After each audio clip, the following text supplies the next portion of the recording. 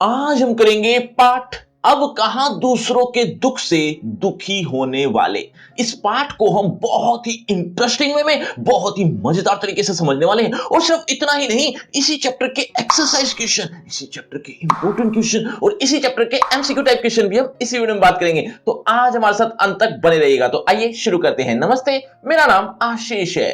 देखो बच्चों, इस पाठ के लेखक हैं निदा फाजली। निदा फाजली जी ने इस पूरे पाठ में क्या बताया है, एक बार जल्दी से दो चार लाइन में मुझसे सुन लो, ताकि जब मैं इसकी लाइन बाय लाइन एक्सप्लेनेशन करूं तो आपको ये पाठ, ये चैप्टर बहुत अच्छे से समझ में आए। लेखक ने इस पूरे पाठ में बताया है कि पहले का जो जमाना होता था और आज का जो जमाना है, बहुत दिन रात का अंतर आ गया है। पहले के जमाने में जो लोग हुआ करते थे वो दूसरों के दुख में दुखी हो जाया करते थे, परेशान हो जाया करते थे, लेकिन आज उलट हो गया है। बल्कि आज तो जब दूसरा सुखी है तो इस बात के लिए दुख हो जाता है कि वो सुखी क्यों है। आजकल का जमाना ऐसे ही है, लेकिन पहले के जमाने में पशु पक्षी भी दुखी हुआ करते, घायल हुआ करते, तो इंसान इतना परेशान हो जाता था, उसके दुख में दुखी हो जाता था। लेकिन आजकल का जमाना ऐसा है कि इंसान इंसान के दुख में भी दुखी नहीं होता। मतलब इतना बदलाव आ गया है और इसी बदलाव को लेखक ने इस पूरे पाठ में बताया है। और सिर्फ बताया ही नहीं है, कुछ सच्ची घटनाएं भी बताई हैं इस पूरे पाठ में कि किस तरह से पहले का जमाना हुआ करता था, कितनी अच्छी अच्छी बातें हुआ करती थी, कितना अच्छा नेचर था, कितना अच्छा स्वभाव था लोगों का। लेकिन आज सब कुछ बदल गया है। इसी के बारे में हम पढ़ने वाले हैं, ध्यान से सुनिएगा।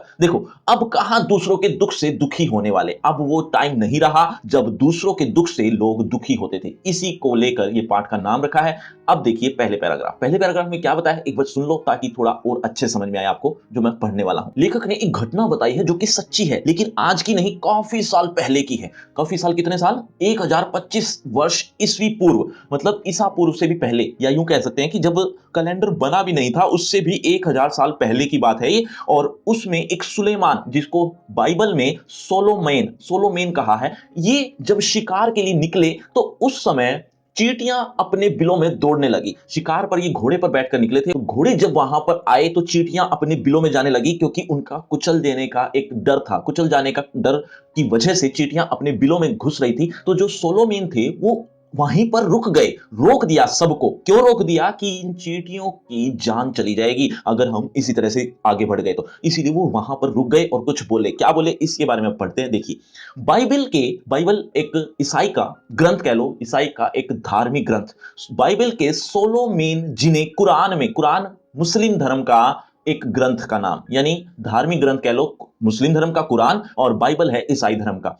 तो कुरान में सुलेमान कहा गया है, मतलब बाइबल में जिनका नाम सोलोमेन था वही नाम कुरान में सुलेमान कहा है। अब ऐसा ही कुछ पहली लाइन में था। आगे देखिए, ईसा से 1025 वर्ष पूर्व एक बादशाह थे। कौन? ये सोलोमेन। सोलोमेन कह लो, सुलेमान कह लो, एक ही बात है।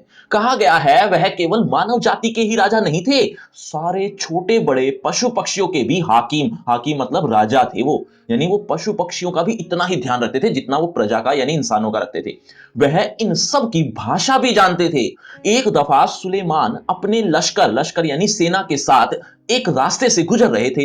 रास्ते में कुछ चींटियों ने घोड़ों के टापों की आवाज सुनी, मतलब वो जब आ रहे थे घोड़े तो उसकी आवाज को सुनकर डर कर एक दूसरे से कहा। किसने? चींटियों ने आपस में एक दूसरे से कहा, आप जल्दी से अपने अपने बिलों में चलो, फौज आ रही है। सुलेमान उनकी बातें सुनकर थोड़ी दूर पर रुक गए और चींटियों से बोले, घबराओ नहीं, सुलेमान को खुदा ने सबका रखवाला बनाया है। मैं किसी के लिए मुसीबत नहीं हूं, सबके लिए मोहब्बत हूं, यानी प्यार हूं। चींटियों ने उनके लिए ईश्वर से दुआ की और सुलेमान अपनी मंजिल की ओर बढ़ गए। मतलब ये एक घटना थी जिसमें ये बताया कि सुलेमान चींटियों के भी रखवाले, मतलब चींटियों का भी ध्यान रखते थे। तो ऐसा ही कुछ हमने यहाँ पर पढ़ा। ऐसी और भी घटनाएं हैं जो अभी इस पाठ में आएंगी। ये एक चित्र जो आपके बुक में ही दिया हुआ है, जैसे यहाँ पर देखिए, चींटियां आप जा रही हैं और ये सुलेमान घोड़े पर सवार अपनी सेना के साथ। तो आगे देखते हैं। अब एक और घटना जो यहां पर लिखी है वो भी सुनो, लेकिन उससे पहले बच्चों, लेखक का नाम मैंने क्या बताया था, एक बार जल्दी से कमेंट करके बताओ। देखना चाहता हूं कितने बच्चे मेरी बातें ध्यान से सुन रहे हैं। अब अगले पैराग्राफ में एक घटना और बताई गई है। एक महाकवि हुए, उस महाकवि के पिता कुएं से नहाकर लौटे। कुएं से जब वो नहाकर लौटे तो उनकी माता ने, सॉरी, उनकी पत्नी ने क्या किया? भोजन परोस दिया। जब भोजन परोसा गया तो वो बीच में ही खड़े हो गए। क्यों खड़े हुए? जब उसकी पत्नी ने पूछा कि क्या हुआ, खाना अच्छा नहीं बना क्या, तब उन्होंने जवाब दिया, नहीं, मैं अभी कुएं से नहाकर आया हूं। तो वहां से मेरे साथ ही एक च्योंटा, च्योंटा कह लो, एक चींटी कह लो, एक कीड़ा कह लो, वो आ गया है मेरे साथ, यानी उनके कहीं शरीर पर लग गया होगा और वो अब जमीन पर उसको दिख गया। जब उनको दिखा तो वो कहते हैं कि इसको मैं बेघर करके आया हूं, तो मैं इसको अपने घर पर ही छोड़कर आ रहा हूं, यानी उसी कुएं के पास छोड़कर आ रहा हूं। तो वो वहां पर गए और उसको छोड़कर आए। मतलब इतना दर्द, इतना रहम पशु पक्षियों, कीड़ों के प्रति भी जब देखने को मिलता था, और आज का जमाना कितना बदल गया, ये बात लेखक इस पूरे पाठ में बताना चाहते थे। देखिए, एक ऐसी घटना का जिक्र सिंधी भाषा के महाकवि, नाम था शेख अयाज, ने अपनी आत्मकथा में भी किया है। क्या कहा? उन्होंने लिखा है, एक दिन उनके पिता कुएं से नहाकर लौटे। मां ने भोजन परोसा, यानी उस महाकवि की मां ने, यानी उसकी पत्नी ने। उन्होंने जैसे ही रोटी का कोर तोड़ा, कोर मतलब होता है निवाला, निवाला तोड़ा, उनकी नजर अपनी बाजू पर पड़ी। बाजू यानी उनके हाथों पर। वहां एक काला च्योटा रेंग रहा था। च्योटा माने एक कीड़ा ही होता है वैसे तो, चींटी, जैसा आप चित्र में भी देख रहे हो। वह भोजन छोड़कर उठ खड़े हुए। मां ने पूछा, क्या बात है, भोजन अच्छा नहीं लगा? शेख अयाज के पिता बोले, नहीं, यह बात नहीं है, मैंने एक घर वाले को बेघर कर दिया है, उस बेघर को कुएं पर उनके घर छोड़ने जा रहा हूं। तो ऐसा कहकर वो निकल गए। एक और घटना भी लेखक बता रहे हैं। एक नूह नाम के व्यक्ति हुए, उन्होंने कुत्ते को इतना दुत्कार दिया, मतलब एक घायल अवस्था में कुत्ता था, वो उनके पास आ गया और उन्होंने इतना दुत्कार दिया, इतना उसको निंदा कर दी, उसको भगा दिया वहां से, क्योंकि वो ईसाई धर्म से रिलेटेड थे। वो ईसाई धर्म के जो लोग होते हैं वो वैसे ही कुत्ते को अच्छा नहीं मानते, तो इसीलिए उनको थोड़ा दूर भगा दिया। किसको? कुत्ते को, जो घायल अवस्था में था। तो उस कुत्ते ने क्या कहा? उस कुत्ते ने कुछ ऐसा कहा जिसको सुनकर नूह व्यक्ति ऐसे हो गए कि कई कई मुद्दतों तक रोते रहे। वो क्या कहा था उस कुत्ते ने, वो अब हम आगे पढ़ेंगे इस घटना में। देखो, बाइबल और दूसरे पावन ग्रंथों में नूह नाम के एक पैगंबर का जिक्र मिलता है। उनका असली नाम लश्कर था, लेकिन अरब ने उनको नूह के लकब से याद किया है, मतलब इस नाम से याद करा है। वह इसलिए कि आप सारी उम्र रोते रहे, रोते रहते, मतलब पूरी उम्र लगभग उन्होंने रोकर ही गुजारी है। क्यों? क्योंकि उस कुत्ते की वजह से। वो क्या घटना थी देखो, इसका कारण एक जख्मी कुत्ता था। नूह के सामने से एक बार एक घायल कुत्ता गुजरा। नूह ने उसे दुत्कारते हुए कहा, दूर हो जा गंदे कुत्ते। इस्लाम में कुत्तों को गंदा समझा जाता है। कुत्ते ने उनकी दुत्कार सुनकर जवाब दिया। क्या जवाब दिया? ध्यान से सुनना। न मैं अपनी मर्जी से कुत्ता हूं, न तुम अपनी पसंद से इंसान हो। बनाने वाला सबका तो वही एक है, मतलब उस एक ने ही तो बनाया है, बाकी तो सब कुछ एक ही है। मतलब वो बनाने वाला एक, हमें अलग अलग रूप दिए तो क्या फर्क रह गया? रूप ही तो अलग हुआ, बनाने वाला तो एक है। तो उन्होंने, एक शेर भी आता है देखो, क्या कि मिट्टी से मिट्टी मिले, खो के सभी निशान, किसमें कितना कौन है, कैसे हो पहचान। देखो कितनी गहराई भरी बात की है। क्या बताया है इसमें कि मिट्टी से मिट्टी मिले, यानी एक ही मिट्टी से तो हम सब बने हैं। हम सब जब एक ही जगह पर चले जाएंगे ना, यानी हम मिट्टी हो जाएंगे, मरने के बाद मिट्टी ही हो जाता है इंसान, शरीर सब खत्म हो जाता है। तो जब हमारी मिट्टी हो जाएगी ना, तो कोई ये नहीं पहचान कर सकता क्या कि कौन तो कुत्ता और कौन इंसान। तो हम सब एक ही मिट्टी, एक ही उस भगवान की औलाद हैं, तो किस लिए फर्क रखता है। ये बात जब उसने सुनी तो वो काफी समय तक रोते रहे, ऐसा ही कुछ लिखा हुआ है। नूह ने जब उसकी बात सुनी और दुखी हो मुद्दत तक, यानी बहुत समय तक रोते रहे। महाभारत में युधिष्ठिर का जो अंत तक साथ निभाता नजर आया था ना, वह भी प्रतीकात्मक रूप में एक कुत्ता ही था। सब साथ छोड़ते गए तो केवल वही उनके एकांत को शांत कर रहा था।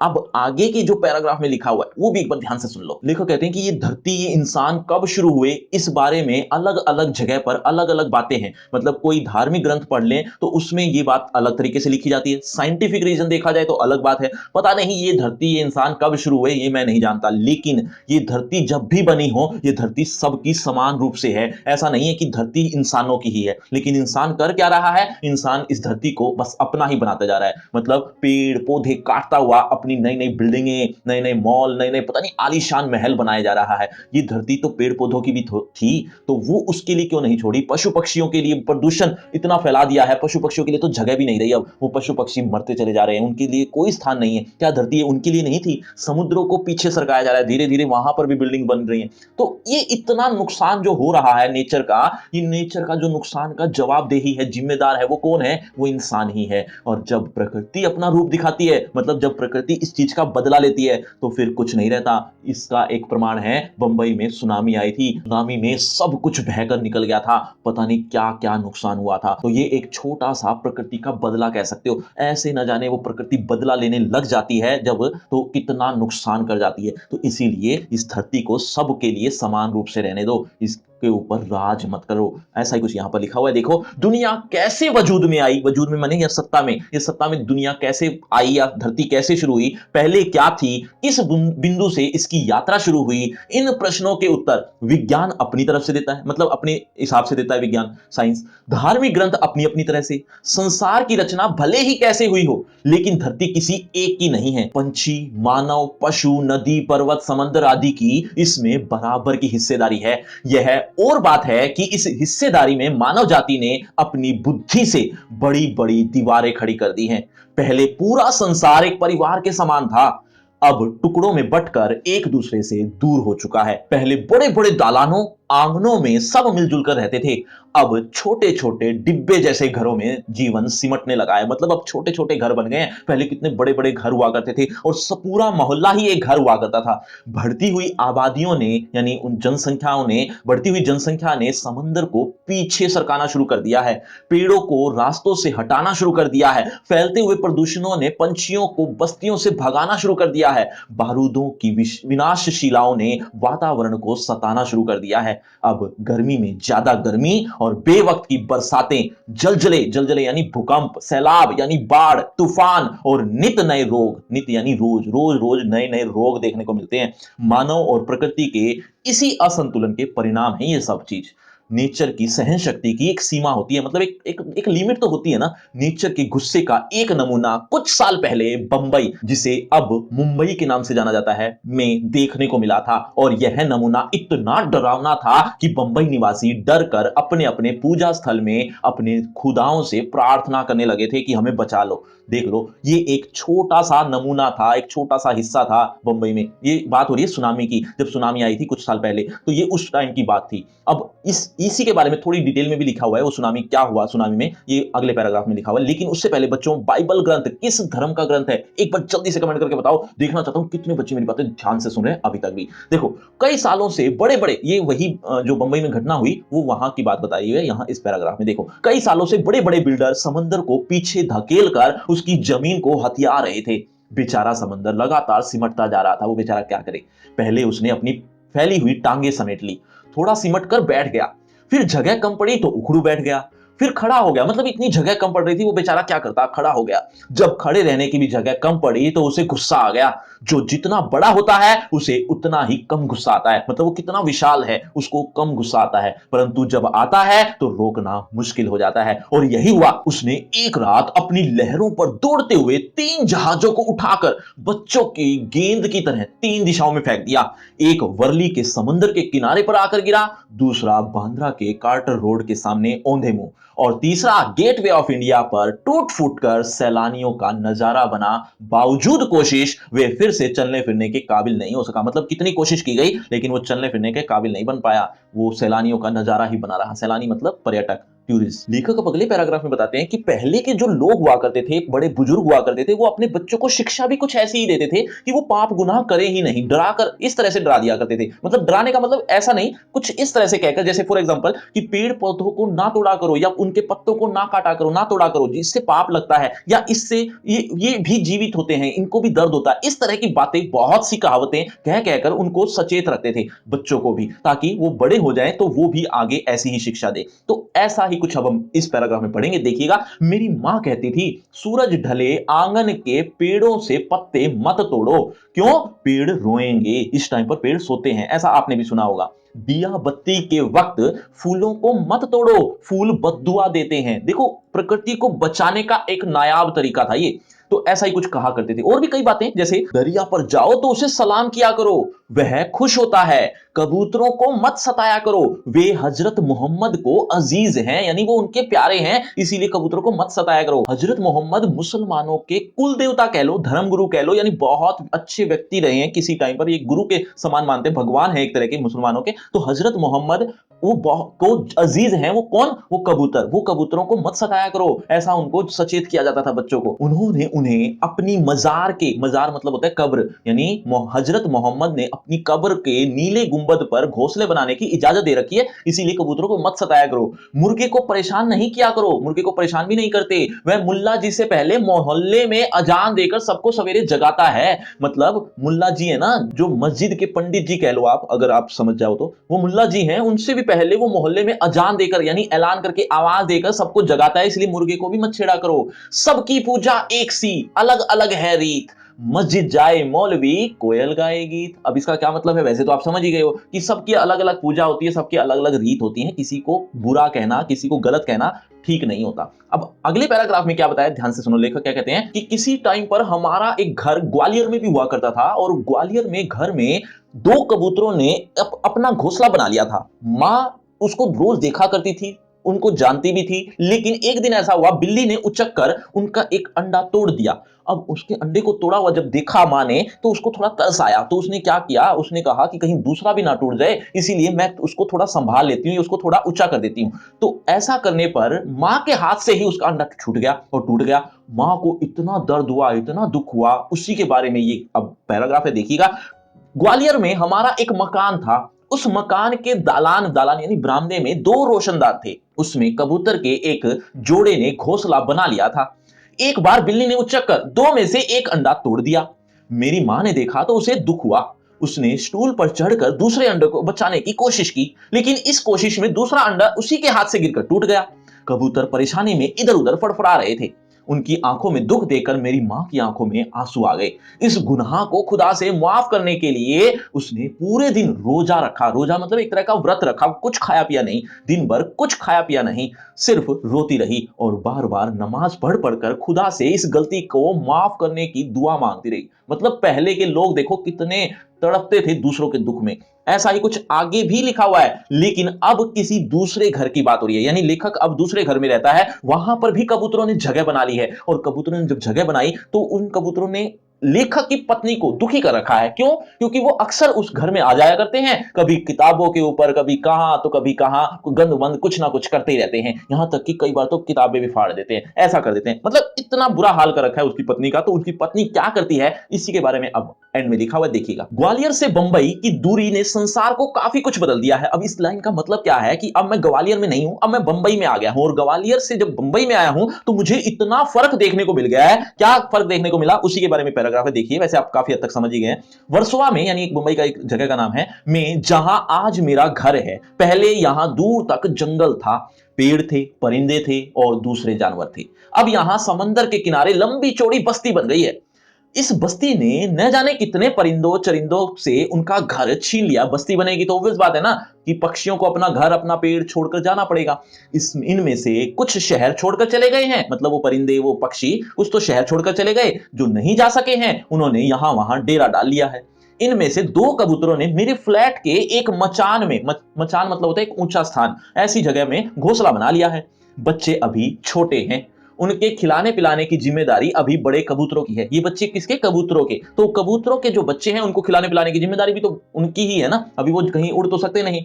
वे दिन में कई कई बार आते जाते रहते हैं, और क्यों ना आए जाएं, आखिर उनका भी तो घर है। लेकिन उनके आने जाने में हमें परेशानी भी होती है। किस तरह की परेशानी, ये अब मैं थोड़ी देर में पढ़ूंगा, लेकिन उससे पहले बच्चों मजार का अर्थ एक बार जल्दी से कमेंट करके बताओ, क्या बताया था मैंने अभी थोड़ी देर पहले। देखना चाहता हूं कितने बच्चे अभी तक भी बहुत ध्यान से सुन रहे हैं मेरी बातें। आगे देखिए। वे कभी, अब वो परेशानी क्या क्या होती है देखिए, वे कभी किसी चीज को गिराकर तोड़ देते हैं, कभी मेरी लाइब्रेरी में घुसकर कबीर या मिर्जा गालिब को सताने लगते हैं। कबीर और मिर्जा गालिब को सताने का मतलब, यानी वो जो लाइब्रेरी में किताबें रखी हुई हैं, उन किताबों के जो राइटर हैं जैसे कबीरदास जी, मिर्जा गालिब जी और भी ऐसे ही, तो उनको वो सताते हैं। इस रोज रोज की परेशानी से तंग आकर मेरी पत्नी ने उस जगह जहां उनका आशियाना था, यानी जहां उनका रहने का घर था, घोंसला था, एक जाली लगा दी थी। जाली लगा दी ताकि वो बार बार इधर ना आए। उनके बच्चों को दूसरी जगह कर दिया है। उनके आने की खिड़की को भी बंद किया जाने लगा है। खिड़की के बाहर अब दोनों कबूतर रात भर खामोश और उदास बैठे रहते हैं। मतलब अब उनके कोई एक्टिविटी नहीं होती। मगर अब न सोलोमेन है जो उनकी जुबान को समझकर उनका दुख बांटे, और न मेरी माँ है जो इनके दुखों में सारी रात नमाजें काटे। मतलब अब तो ना तो इनका कोई रखवाला है, ना ही कोई इतना तरस खाने वाला है। अब वो लोग नहीं बचे हैं। अब दूसरों के दुख में दुखी होने वाले कहां रहे। नदियां सींचे खेत को, तोता कुतरे आम, सूरज ठेकेदार सा, सबको बांटे काम। क्या मतलब है इसका, कि सबकी अपनी अपनी जगह है। सब नदियां अपने अपने जगह पर अपना अपना काम करती हैं। तोता अपना काम करता है, सूरज अपना काम करता है। सूरज न जाने कितनों को काम देता है। मतलब ये कितने इंपॉर्टेंट है, सब चीजें जो नेचर की हैं वो इतनी इंपॉर्टेंट है हमारे लिए, लेकिन इंसान क्या कर रहा है, इंसान इन्हीं का ही नुकसान कर रहा है, इन्हीं को ही खो रहा है। तोते को जगह नहीं मिल रही, इसी तरह से नदियों को लोग खत्म करते जा रहे हैं, ऐसे न जाने कितने नेचर को नुकसान पहुंचाते जा रहे हैं लोग। इसी को लेकर लेखक बड़ा दुखी है और इसी के लिए ये पाठ था। बच्चों, आपको लग रहा हो ये पाठ खत्म हो गया है, जी नहीं, अभी तो आपको इसी चैप्टर के इंपॉर्टेंट क्वेश्चन, एक्सरसाइज क्वेश्चन और एमसीक्यू टाइप क्वेश्चन, ये तीनों चीजें भी पढ़नी है। लेकिन ये तीनों चीजें मिलेंगी कहां? आपको मिलेंगी, एक लिंक दिया है डिस्क्रिप्शन बॉक्स में, free crash course for 10th B, इस नाम से एक लिंक मिलेगा डिस्क्रिप्शन में सबसे ऊपर। कुछ इस तरह से जैसा आप देख रहे हैं, ये तीनों चीजें आपको एक ही लिंक पर देखने को मिल जाएंगे। लेकिन उससे पहले होगा आपका इसी टॉपिक से रिलेटेड एक छोटा सा टेस्ट। देखना चाहता हूं इस टॉपिक को कितने अच्छे से समझा। अगर आप इस चैप्टर को अच्छे से समझ चुके हो तो आप देखें जरा किसने कितना पढ़ा। पहला प्रश्न आपकी स्क्रीन पर ये रहा।